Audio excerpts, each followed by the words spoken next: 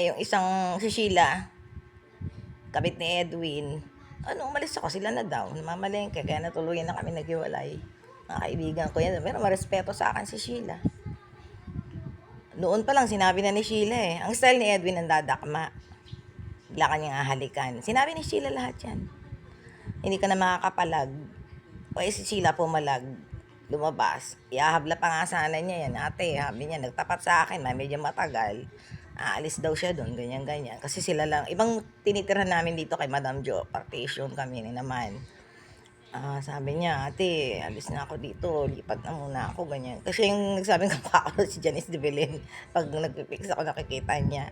Sabi niya, kamukha ko si Janice de Belen parental. Hindi naman, sabi ko, ganda naman ni Janice, jujuju. Sabi niya, ate, may respeto sila sa akin kasi may respeto rin ako in return.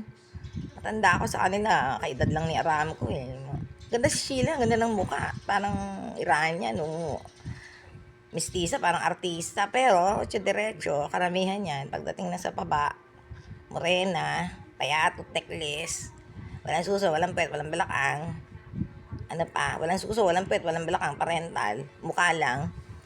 Ang style ni Edwin ang dadakma, bigla kanyang hahalikan.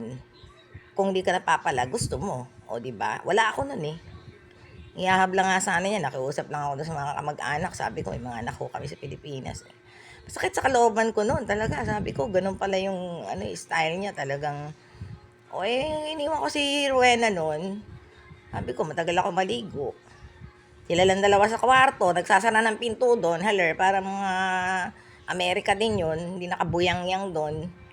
Ang layo nun siya, matagal ako maligo. Pagbalik ko, ito lang natatandaan ko. Sabi ko, Wendy, ay pala, nandun na siya.